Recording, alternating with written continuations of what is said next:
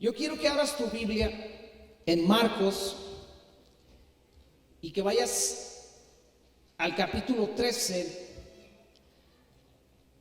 A los que nos siguen por internet les mandamos un saludo y les pedimos una disculpa. No hemos podido estar subiendo las prédicas últimamente por diferentes causas, pero aquí estamos otra vez llevando el mensaje, llevando la palabra para que la iglesia pueda tener ese alimento cotidianamente, ese alimento tan necesario. Marcos capítulo 13, verso 1 y 2, Jesús hablando dice: saliendo Jesús del templo, le dijo uno de sus discípulos: Maestro, mira qué piedras y qué edificios.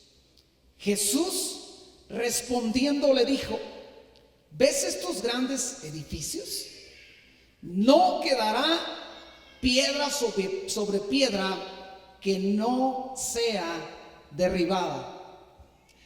La predicación del día de hoy se titula Templo de Dios. Y tienes que entender que estos versos que acabamos de leer para un judío fueron un balde de agua fría. Sobre todo para aquel discípulo que se acercó a Jesús diciéndole: Jesús, ¿ves el esplendor de este reino? ¿Ves el esplendor de estos edificios? ¿Ves la magnificencia que se ha levantado para nuestro Dios, para tu Padre? Y tal vez ese discípulo esperaba que Jesús le dijera: sí, me gusta este detalle. No sé si usted sea de esos que se van al centro de Morelia y se ponen a ver los detalles de los edificios de Morelia. A mí me encanta mi ciudad, me encanta Morelia, me encantan los edificios del centro histórico. Y yo me puedo meter a la Casa de la Cultura, sentarme en el patio y estar viendo por largo rato los detalles y las obras, y imaginarme cómo eran usados anteriormente. Y este discípulo recibió un balde de agua fría. En vez de recibir una palabra, decir: no, qué chido está el templo, Jesús le dice: ¿lo ves? Pues ahí como lo ves, no va a quedar piedra sobre piedra. Y esto es un balde de agua fría a un judío. Porque para un judío no había lugar, no había ciudad más importante que Jerusalén. Y en Jerusalén no había un edificio más importante que el templo de Dios. Y ellos escuchan la terrible noticia de que ese hermoso templo una vez más iba a ser derribado, iba a ser destruido.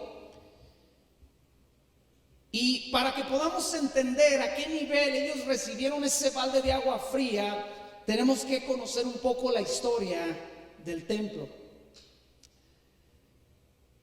En 1500 antes de Cristo, Dios sacó al pueblo de Israel por mano de Moisés. Lo sacó después de haber estado 420 años de esclavo en Egipto. 420 años que estuvo esclavo el pueblo de Israel en Egipto. Y Dios lo liberta. Y Dios le ordena a Moisés construir el tabernáculo de reunión, y que ahí pusiera el arca donde Dios moraría entre su pueblo, el arca del testimonio. Todo eso está en Éxodo 25, 8 al 9. Me harás un tabernáculo de acuerdo al modelo que te mostré en el monte. Y ese tabernáculo no solo contenía la presencia de Dios, en ese tabernáculo se ofrecían los sacrificios diarios, las ofrendas, se quemaba el incienso, y una vez al año el sumo sacerdote entraba al lugar santísimo para hacer expiación por el pecado de toda la nación de Israel. Ese tabernáculo, el tabernáculo de Moisés, estuvo vigente hasta el tiempo de David, es decir, por 450 años aproximadamente estuvo vigente el tabernáculo de Moisés. Y llegamos al tiempo de David. Llegamos al año más o menos 1040, 1042, donde David, ya siendo rey, decide construir un nuevo tabernáculo conocido como el tabernáculo de David. Esto está en Primera de Crónicas capítulos 15, 16.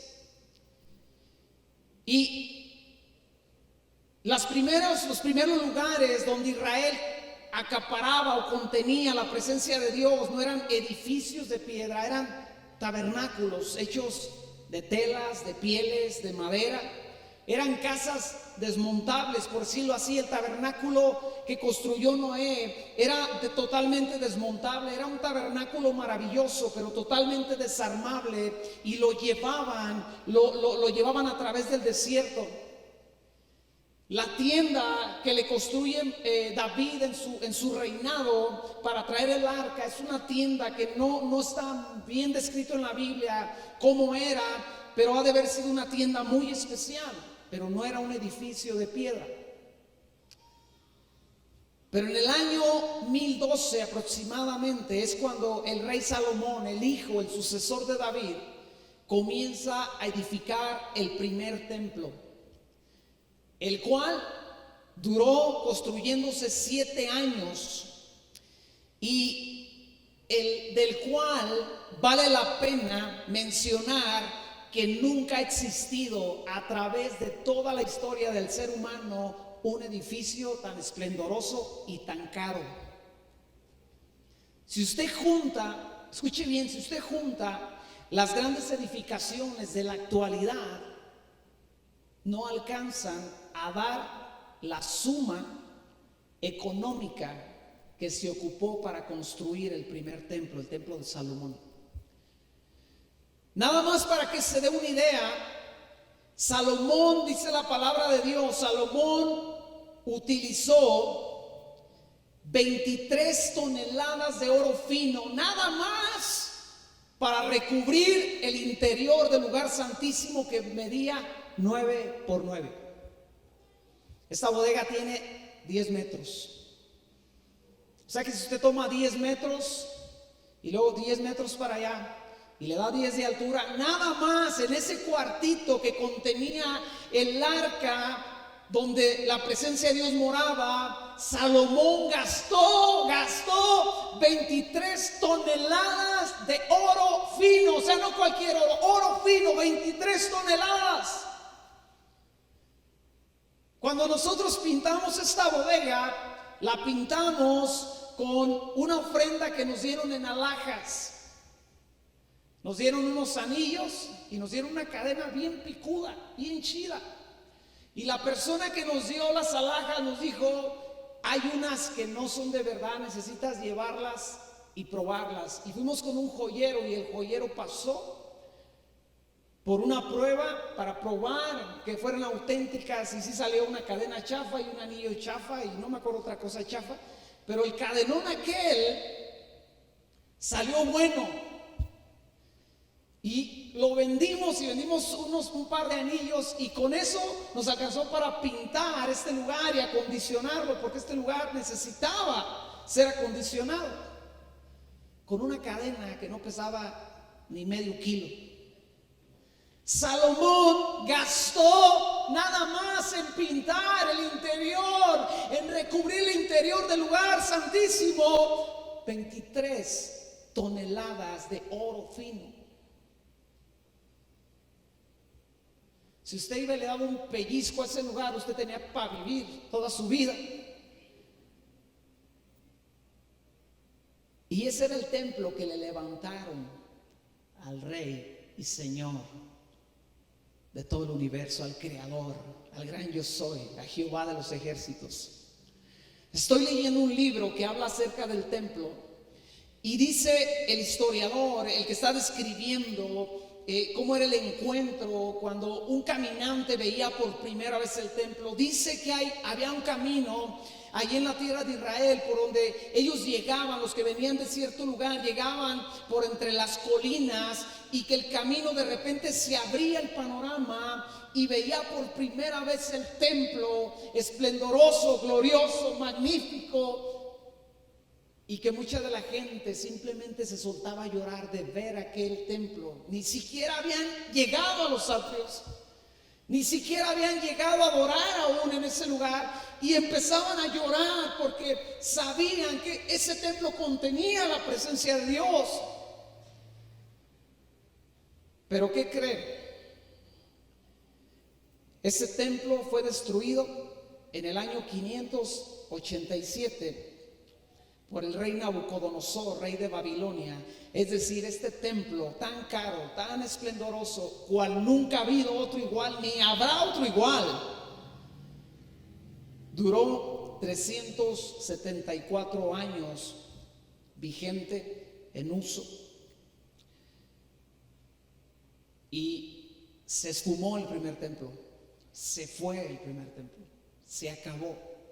Se llevaron el oro, se llevaron el bronce, se llevaron todos los utensilios, lo derribaron sus piedras y dejaron nada de aquel templo. Se llevaron al pueblo cautivo. Y en el año 537 antes de Cristo se inicia la reconstrucción del segundo templo por mandato del rey Ciro, rey de Persia. Esto está en Esdras, en el libro de Esdras. Y este segundo templo no se comparaba para nada con el primer templo, aunque su función era la misma. Dice el libro de Esdras que cuando comenzaron a edificar el templo, los que habían conocido el antiguo templo lloraban. Que los jóvenes que no habían conocido el primer templo estaban tan emocionados de que se estaban echando los cimientos y se estaban levantando el templo en el mismo lugar. Pero dice que los ancianos, la gente de años que había visto el otro templo, lloraba porque desde sus inicios ese templo no se comparaba al primer templo que ellos habían conocido. No tenían todo aquel recurso que quedó en manos de Salomón para edificar aquel templo. No tenían todo aquel oro, no tenían toda aquella riqueza para invertir. Sin embargo, con lo que había, con lo que tenían, comenzaron a levantar el segundo templo, el templo de Zorobabel. Pero ese templo también fue destruido. Di conmigo, también se lo echaron al plato.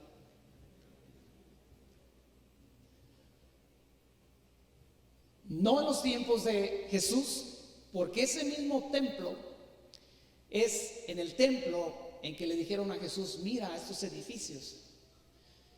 Todavía estaba en pie en el tiempo de Jesús, pero había sufrido una restauración, una remodelación. Di conmigo, remodelaron el templo. Esto es bien importante, remodelaron el templo. ¿Quién crees que remodeló el templo? Herodes el Grande, un hombre no cristiano, un hombre no judío, un rey que no adoraba a Dios, decidió renovar el templo y le invirtió al templo y lo hizo más hermoso de lo que era. Y es en ese templo donde Jesús enseñaba y predicaba. Es en ese templo donde a Jesús lo encuentran a los 12 años, según el libro de Lucas, platicando con los maestros de la ley. A los 12 años Jesús ya sabía para qué había venido al mundo. Jesús ya entendía para qué estaba aquí. Jesús ya conocía la palabra a los 12 años. ¿Cómo te va con la transcripción del libro de Romanos? ¿Ya acabaste Hechos? 20 versículos diarios y tú tendrías que haber acabado el libro de los Hechos hace varias semanas. Yo voy en Romanos capítulo 7, llegué al capítulo 7 esta semana. Y cada vez que escribo me enamoro más de la palabra y tengo más ganas. Y cuando yo decidí que empezáramos a hacer esto de transcribir la Biblia, yo no sabía cómo nos iba a ir. Te digo algo, a lo que lo estamos haciendo nos está yendo bien, nos estamos enamorando de la palabra de Dios. Es en ese templo donde Jesús hizo tantas cosas. Y es en ese mismo templo donde Jesús dice esa cubetada de agua tan fuerte que dice: este templo no va a quedar piedra sobre piedra. Ahora escucha, hay algo bien importante. Nunca fue la voluntad de Dios que el primer templo fuese destruido. Nunca fue la voluntad de Dios que el templo que su pueblo le edificó y que él permitió que le edificasen fuese destruido. Di conmigo, Dios no quería que destruyesen el templo. Su destrucción se llevó a cabo por la rebeldía, por la religiosidad, por el pecado, por la falta de santidad del pueblo de Israel. Esa fue la razón por la cual destruyeron el primer templo. Y el segundo templo fue destruido por la misma razón, porque el pueblo de Israel no andaba en pos de aquel que le había llamado. Dios siempre envió a sus profetas para advertirles que necesitaban arrepentirse para evitar la destrucción. Y tú encuentras a través de la historia, desde que el templo se levanta y cada vez que el pueblo se apartaba o se dejaba de santificar como la nación de Dios, los profetas levantaban su voz llamando al pueblo a arrepentirse y llamando a la nación a que se volviese a Dios antes de que fuesen destruidos. Pero escucha, volvamos a la historia del templo. Decíamos que el prototipo del templo, en primer lugar, fue la tienda, el tabernáculo de Moisés. Y que ese tabernáculo de alguna forma fue la inspiración para que se levantase el tabernáculo de David. Ahora, aquí hay algo bien interesante.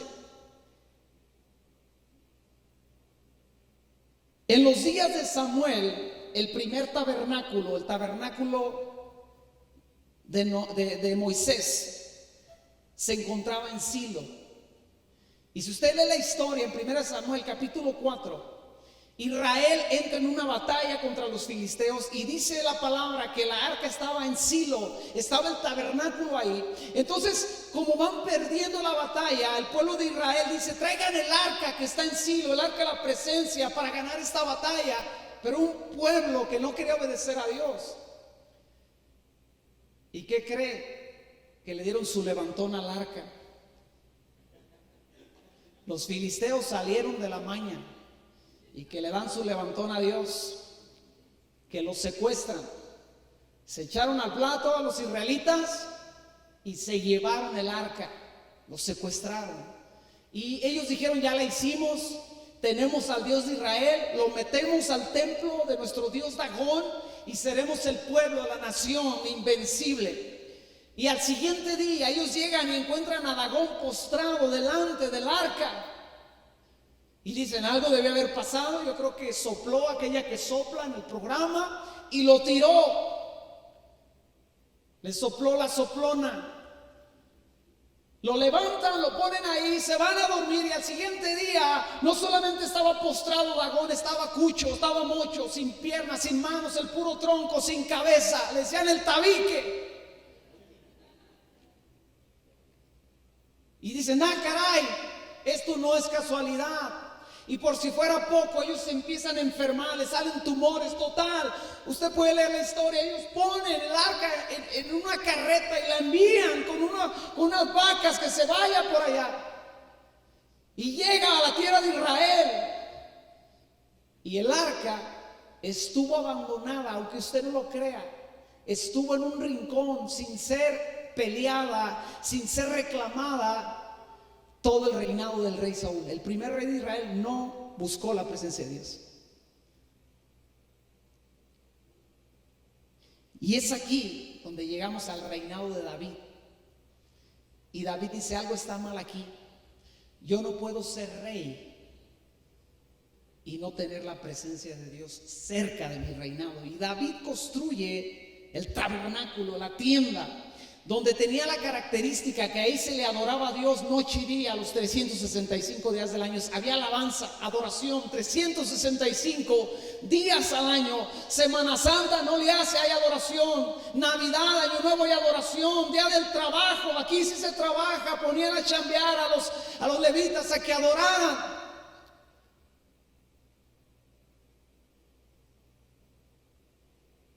Y ese tabernáculo fue el prototipo del primer templo. ¿Qué provocó que se levantase un edificio como nunca ha existido y como nunca, te repito, volverá a existir en esta tierra? Te voy a decir qué provocó. Lo que lo provocó fue el amor y la pasión que un hombre tenía por Dios. Di conmigo, el amor y la pasión que un hombre tenía por Dios. David ya tenía pegado a su casa, junto a su palacio, ya tenía la tienda, ya tenía el lugar donde moraba la presencia de Dios. Y él va con el profeta Natán y le dice: sabes, no estoy contento porque yo vivo en una casa de roble, en una casa hermosa, y cómo es posible que la presencia de Dios more en una tienda. Y a David le nace el deseo de construirle un templo hermoso, grande, magnífico, inigualable a su Señor y Salvador, aquel que lo libertó de las garras de sus enemigos. ¿Y qué cree que le dijo Dios? No, tú no me vas a construir el templo porque has derramado mucha sangre, pero sí me lo va a construir tu hijo, que te va a suceder en el trono. ¿Cuántos creyentes hubiésemos tirado la toalla con un no de Dios? ¿Cuántos creyentes tiramos la toalla cuando Dios nos dice que no? ¿Cuántos creyentes no vuelven a orar, no vuelven a leer, no vuelven a congregarse cuando Dios les dice no? Dios, tengo todo este proyecto, tengo todo este plan, tengo todo este sueño, Señor. Quiero crecer, quiero avanzar, quiero que seas mi socio. Y Dios dice no.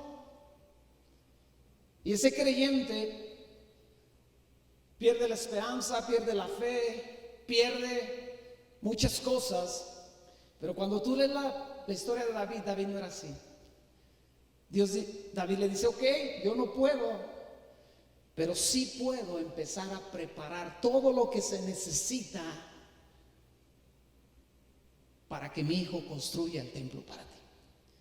Yo no lo voy a ver, pero sí voy a ver el oro acumulado, sí voy a ver las piedras, sí voy a ver la madera, sí voy a ver el sueño en pedazos, pero lo voy a ver. Y sabe, ese tipo de fe es la que hace a un creyente imparable, que ve pedazos, pero ve algo, que aunque parece que todos ven ruina, aunque parece que todos ven que la cosa no va a funcionar, ese cristiano, esa hermana, ese hijo de Dios dice: yo veo algo de todos modos, yo sigo creyendo que Dios puso un sueño en mi corazón. Pero sabe, tenemos una fe muy fácil de doblegar, y cuando encontramos un no, aunque ese no sea de parte de Dios, nos agüitamos.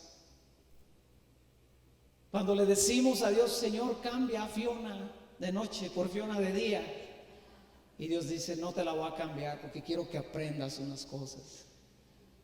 Nos amargamos, nos agüitamos, dejamos de leer, mandamos a la goma al pastor, mandamos a la goma a la iglesia.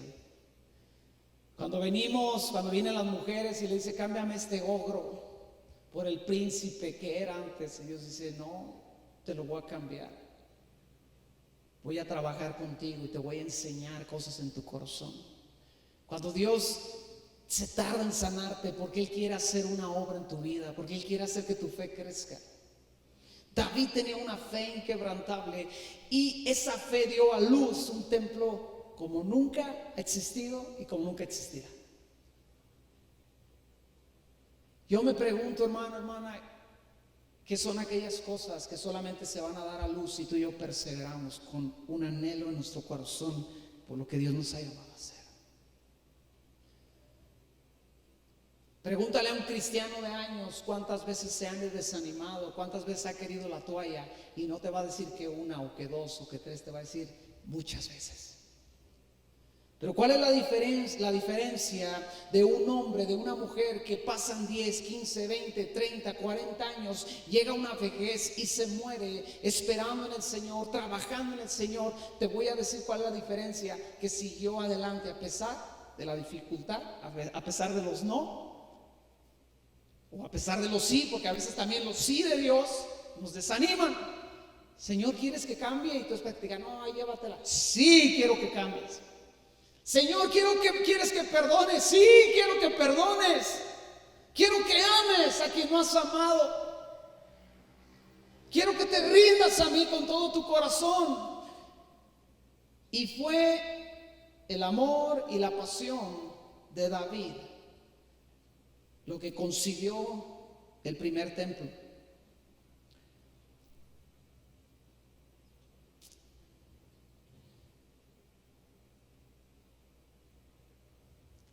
Sus últimos años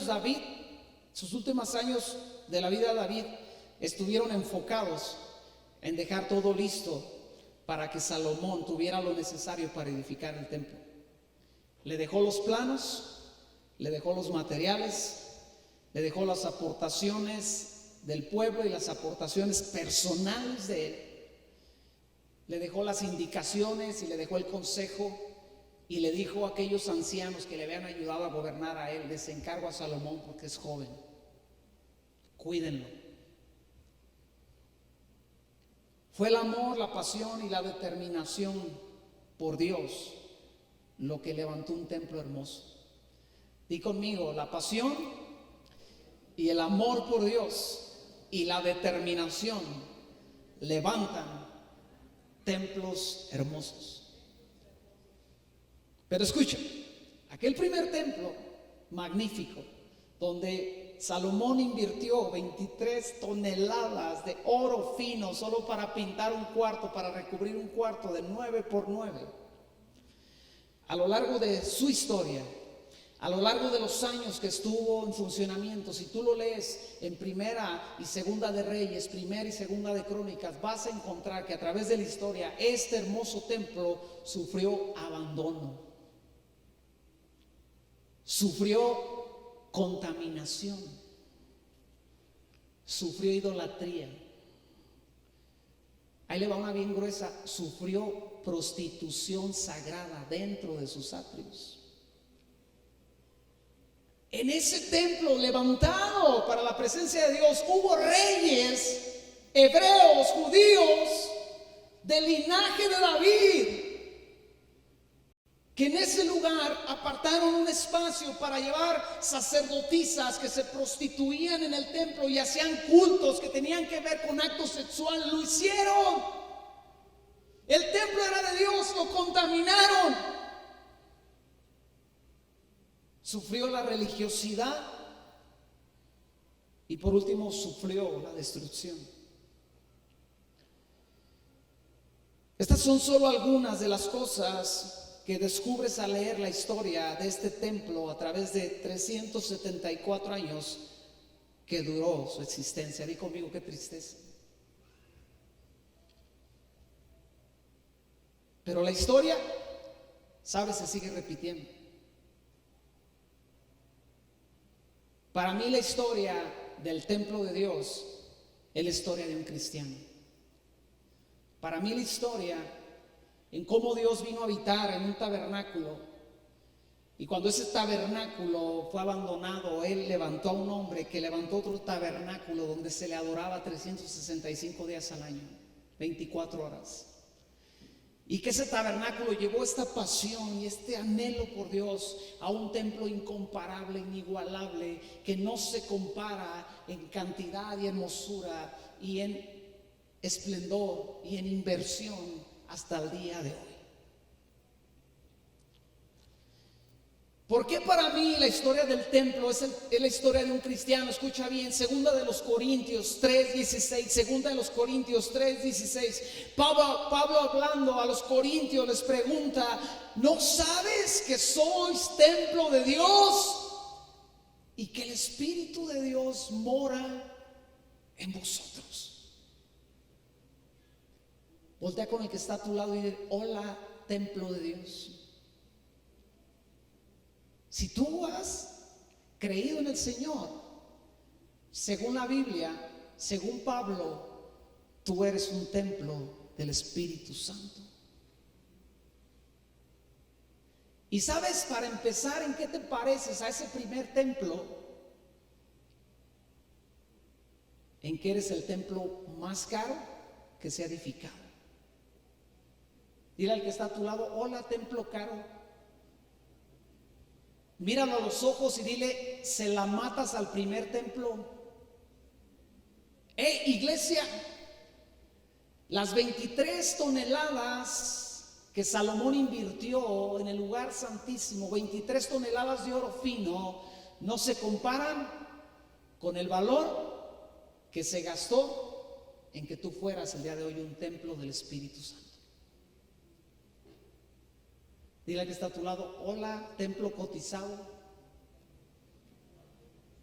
Si alguien quiere comprar ese templo, no le alcanza. ¿Cuántas veces Satanás te ha querido comprar y no le alcanza? Hay quienes se malbaratan, pero un verdadero cristiano se cotiza porque sabe todo lo que se invirtió en él. En ti no se invirtieron 23 toneladas de oro fino, iglesia, se invirtió la sangre del Hijo de Dios. Se invirtió el sacrificio de Cristo en la cruz. Por eso para mí la historia del templo es la historia del creyente. La pregunta es, si ya se edificó el templo, la pregunta es si ese templo permanecerá firme hasta que Dios venga o hasta que Dios mande llamar ese templo. ¿Sabe a través de 25 años de cristiano cuántos templos abandonados he visto? ¿Cuántos templos derribados, destruidos? ¿Cuántos templos contaminados? ¿Cuántos templos donde la misma sangre del Hijo de Dios pagó el precio para que ese pecador se convirtiera en una habitación del Dios Santísimo, una habitación del Espíritu Santo? Pero vino Satanás y con rencor, con odio, compró el corazón una vez más de aquel hombre, de aquella mujer. ¿Cuántas veces Satanás viene y da su oferta y el creyente comienza a descuidar el templo de Dios? Y saben, nos admiramos de los judíos y decimos: ¿cómo pudieron ser tan torpes de haber tenido todo, de haber tenido un templo perfecto, con sacrificios día a día, que se levantaban mañana y tarde, con los mejores coristas, mejores cantantes que podía haber en toda la nación? Y desobedecieron a Dios. Y el día de hoy ellos van a llorar delante de un muro que fue todo lo que quedó de aquel templo.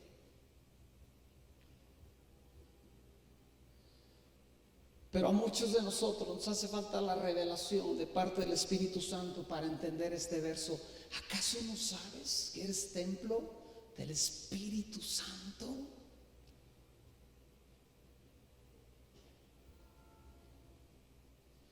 Soy el templo en la cual se ha hecho la más grande inversión. Este borracho fue comprado a precio de sangre. Este fornicario fue perdonado a través de la sangre del Cordero. Y no solamente fue perdonado y fue escrito su nombre en el libro de la vida, sino que fue convertido en un tabernáculo del Espíritu Santo. ¿Te ha pasado, hermana, te ha pasado que saludas a alguien y esa persona tiene unas ganas y una sed de Dios, de conocer a Dios, y esa persona comienza a llorar sin que tú siquiera le digas algo? Has tocado a alguien y esa persona voltea y te pregunta: ¿qué tienes? ¿Qué haces? Sentí algo muy extraño cuando me tocaste, sentí algo que hasta me dio temor. Ese es un cristiano normal. Ese es un creyente que entiende y que cultiva todo aquello que Dios ha puesto dentro de él, la presencia de Dios, a tal grado que muchas veces a la gente le pasa lo que le pasaba a los peregrinos cuando veían aquel templo y derramaban sus lágrimas. Hay cristianos tan consagrados a Dios que entran a algún lugar y el ambiente cambia en ese lugar, porque la presencia de Dios es tan palpable, porque su rostro resplandece. Amada iglesia, Aquel primer templo resplandecía a lo lejos. ¿Sabes que tú y yo deberíamos de resplandecer a lo lejos? ¿Sabes que cuando sonríes en el gozo del Señor resplandeces? Cuando yo trabajaba de cumbiero aquí en la Ruta Rosa, un día un hombre me dice: oiga, ¿usted por qué es así? Y yo le digo: oh, pues ¿qué le hice?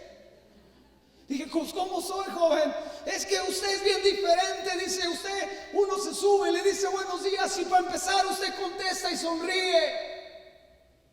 Número dos, cuando usted va a bajar a alguien le pregunta: ¿aquí está bien?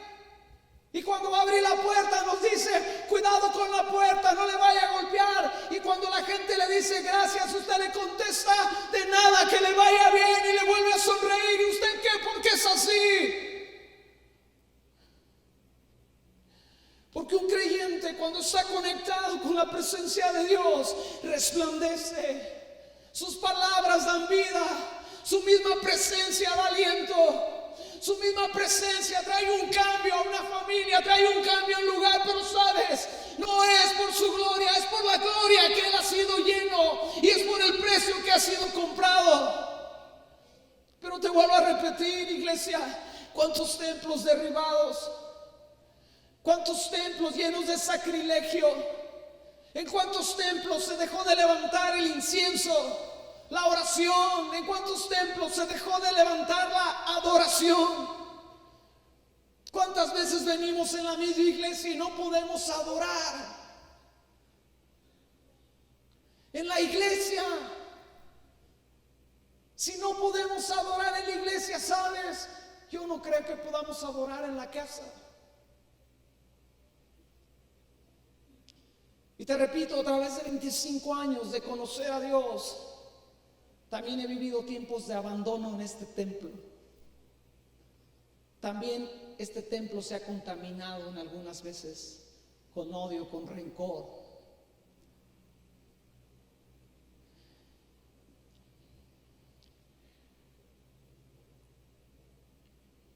Escucha, el amor y la pasión y la determinación de Cristo dieron a luz ese templo. ¿Qué dio a luz este templo? ¿Qué dio a luz ese templo? Pégate así en el pecho y di: ¿qué dio a luz este templo? O en la panza si quieres, para que sea un templo con más espacio. La barriga, en la lonja. ¿Qué dio a luz este templo tan amplio? Yo sí ensanché las estacas de mi habitación. Dile: el amor, la pasión y la determinación de Cristo por tu vida. Dio a luz un templo más caro, esplendoroso y más cotizado que aquel primer templo. Aunque por de fuera nos vemos maltratados, por dentro estamos recubiertos con más de 23 toneladas de oro fino, donde Dios habita. Pero este templo, escucha bien, este templo requiere los mismos cuidados que aquel primer templo y aquel segundo templo. La misma dedicación que el primer templo. Di conmigo: este templo ocupa santidad. Di: templo ocupa santidad. Háblale así a ti mismo. Di: templo ocupa santidad. Ocupa sacrificio.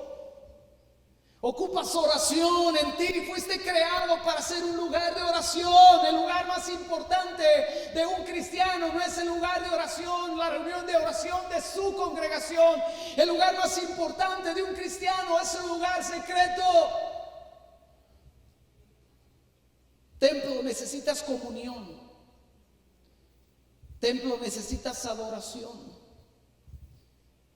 Di conmigo: templo, necesitas pan fresco.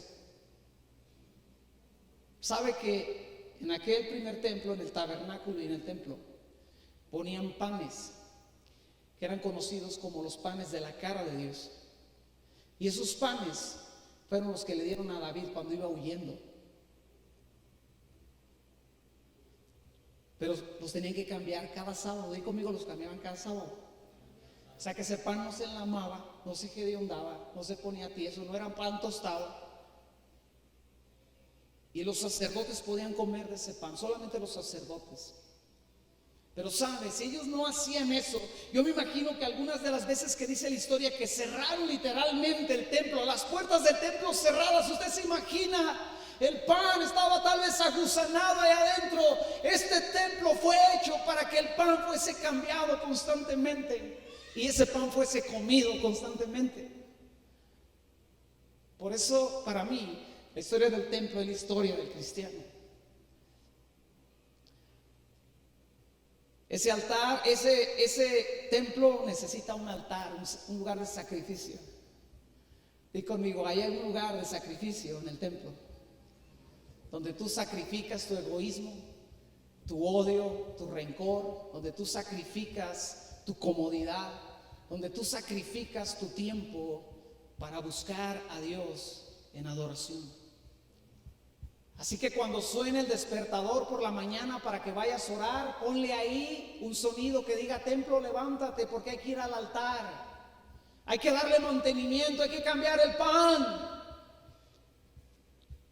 Ese templo contenía un fuego que la indicación era: el fuego no se debe de apagar. ¿Cuántos templos hay que no hay fuego? El fuego se apagó. Está ahí una mecha que nomás echa un poco de humo y si le soplan ahí como que se hace una luciérnaga. Pero en el templo tenía que haber fuego. Yo te pregunto, hermano, hermana, ¿hay fuego ahí adentro? Hay fuego, hay pasión. El fuego se nota. Si prendemos fuego a este lugar, número uno, todos vamos a salir corriendo y los vecinos se van a enterar. Cuando hay un templo donde hay fuego, se nota, se percibe. Cuando el fuego se apagó, el primero que se da cuenta es el vecino. Había un pastor que decía: si yo dejo de orar un día, yo me doy cuenta. Si yo dejo de orar una semana, mi esposa se va a dar cuenta. Si yo dejo de orar un mes, la iglesia se va a dar cuenta. Si yo dejo de orar un año, todo el mundo se dará cuenta. ¿Por qué? Porque las llamas se notan, y más cuando está oscuro. Di conmigo, templo, ¿tienes fuego? ¿O ya se te apagó?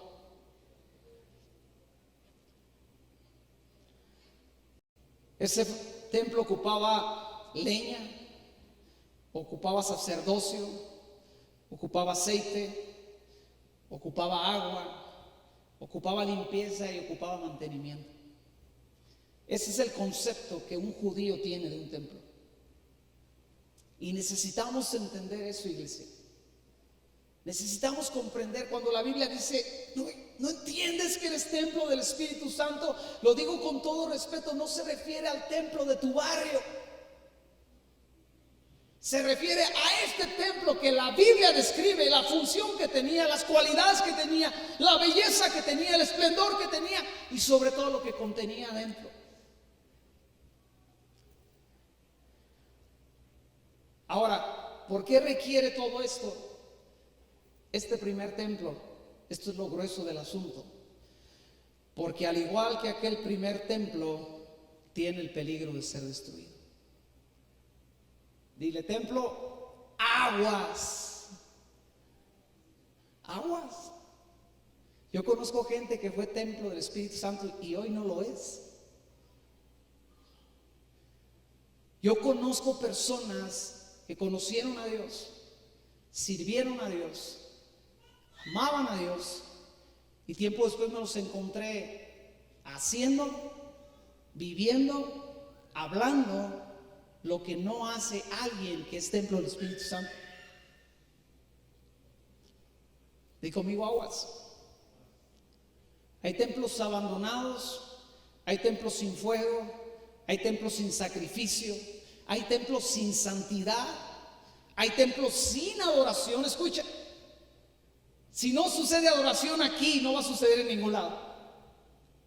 Si no sucede la adoración aquí, no va a suceder ni aunque te traigan al equipo de alabanza más picudo de toda la nación. Aunque te bajen al arcángel Gabriel, no va a haber adoración. Si no hay adoración aquí primero, adentro, en lo profundo de tu ser. Te pueden resucitar a David con su arpa, y con esa unción que hacía huir al demonio, y tú no adorarás, aunque el mismo David esté tocando las hermosas canciones que escribió y que leemos en los Salmos. Porque la adoración comienza aquí, di conmigo, la adoración comienza aquí. No acá, la adoración comienza aquí. Como parte de un equipo de alabanza, si no adoro aquí, yo no voy a adorar en ningún lado. Yo no voy a adorar, toque lo que toque, cante lo que cante. Yo no adoraré si no adoro aquí primero. Porque si no hay adoración en este templo, no puede haber adoración en ningún otro lugar.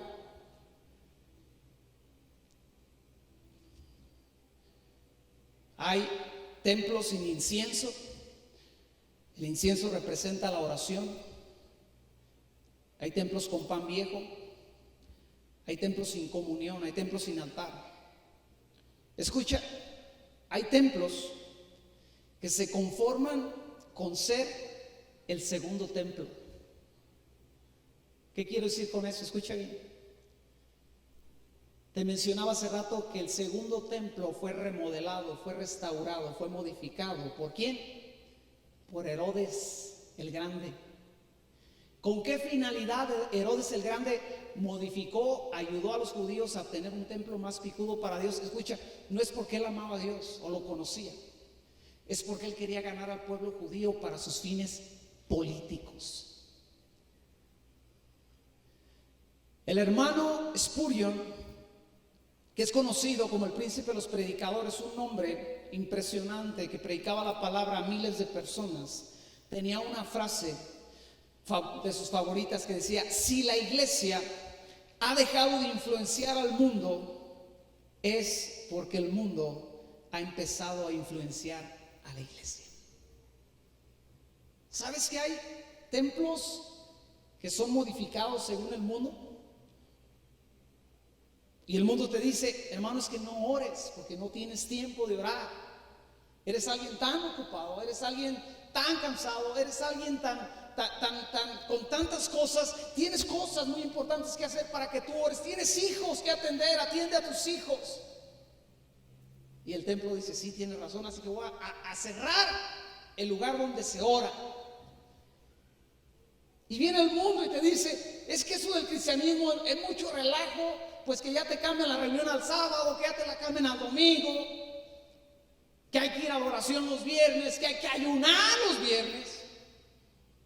Tú no deberías de ayunar porque mira nomás cómo estás, si ayunas vas a desaparecer o se te va a quitar esa linda barriga que tienes. Sí, tienes razón, mundo, así que voy a cerrar el lugar de oración, el lugar de incienso. Y de una vez cierra el altar, porque en el altar es donde duele, porque ahí mueren las cosas, ahí muere el orgullo, ahí mueren los sueños, ahí mueren tantas cosas, ahí muere la incredulidad. Así que, ¿por qué no cierras también el área del altar? Porque si Dios está contigo, entonces la vida tiene que ser bella y hermosa. Y la Biblia nunca dice que alguien que camina con Dios va a caminar una vida hermosa y perfecta. Dice que vas a tener paz, aún en medio de la adversidad.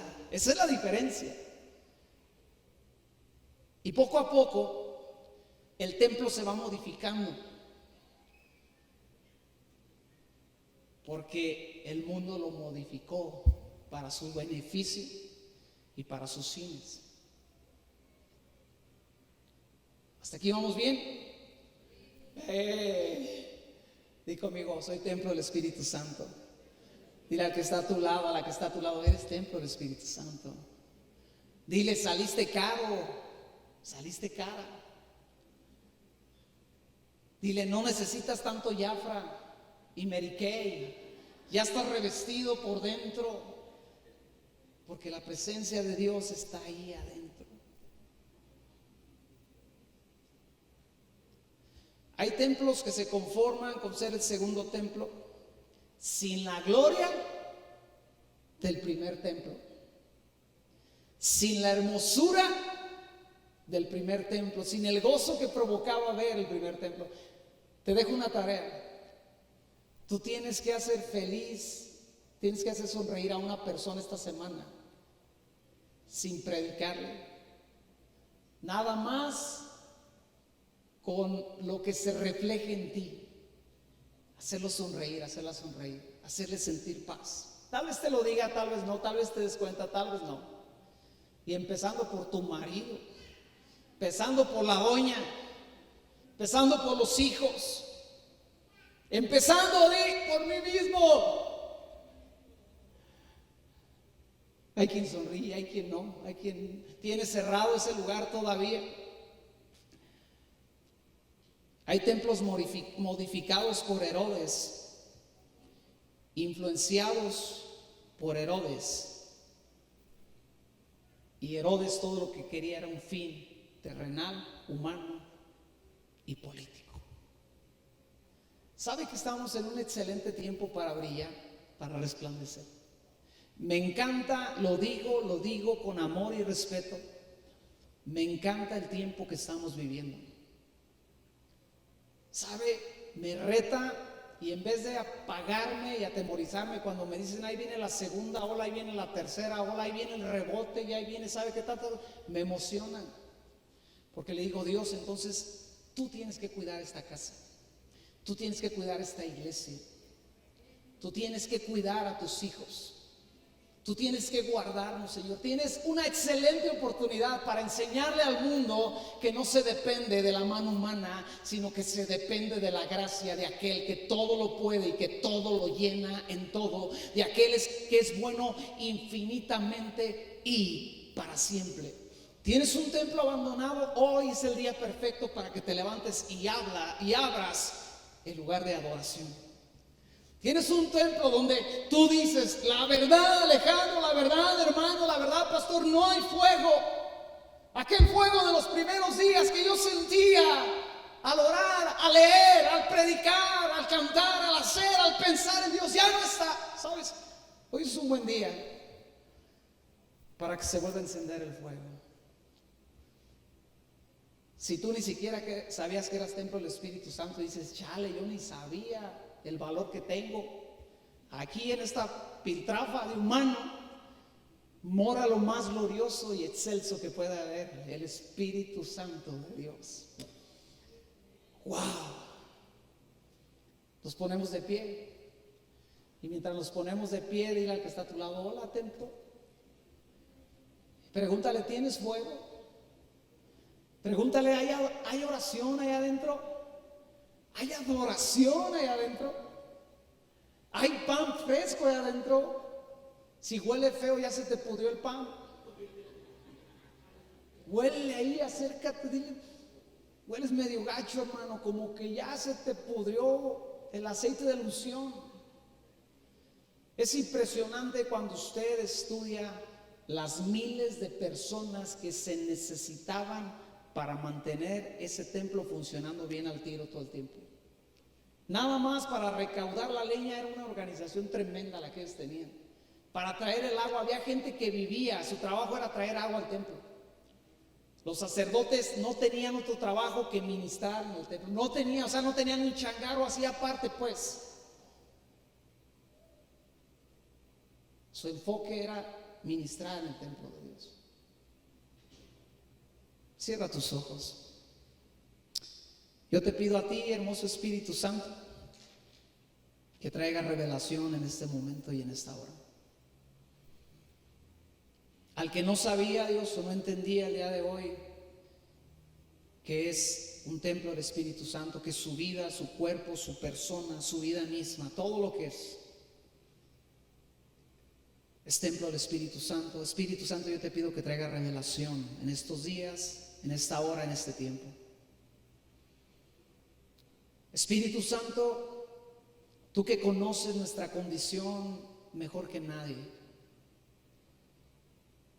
revélanos, muéstranos y enséñanos la realidad de este templo, en qué condiciones está. Y llévanos a tener temor de ser destruidos. Llévanos a tener temor de ser un templo abandonado, un templo sin brillo, un templo que carece de influenciar, de embellecer el panorama. Dios, aquel templo hacía bella la ciudad de Jerusalén. y la ciudad era cotizada por tener ese templo. Señor, haz que nuestras vidas embellezcan el entorno de nuestros hogares, de nuestros trabajos. Haznos embellecer el transporte cuando nos subimos a una combi. Haznos embellecer a la iglesia. Déjanos brillar con tu luz. Dile, déjame brillar con tu luz. Si tú nunca has tenido un encuentro con el Espíritu Santo, dile, Espíritu Santo, ven a mi vida. Espíritu Santo, tócame, te quiero conocer. Espíritu Santo, lléname, lléname. Si nunca le has entregado tu vida a Cristo, dile, te entrego mi vida, hazme un templo de tu presencia. Hazme un templo tuyo. Levanta y edifica con tu amor y compasión y determinación un templo en mi vida donde tú moras y donde a ti se te rinde alabanza, honor, holocausto y sacrificio en cada día de mi vida. Dile, haz que haya adoración aquí adentro, haz que haya fuego, haz que haya pasión, haz que haya todo lo que un templo debe de contener: santidad, pureza, lugar de oración, de encuentro. El templo servía para que se encontrara Dios con su pueblo. Dile, Señor, haz de mi interior un lugar de encuentro contigo. Yo y tú y yo. Dile. Quiero ser un lugar aquí de encuentro. Gracias por poder venir a una congregación donde buscamos todos juntos tu presencia. Pero antes que eso, yo quiero ser aquí en mi corazón, en mi ser, en mi interior, un lugar de búsqueda y un lugar de encuentro, Dios. Y por último, levanta tus manos y dile, Señor, gracias porque pagaste el precio para que este templo fuese edificado para ti. Gracias por tu Espíritu en mí, en el nombre de Jesús.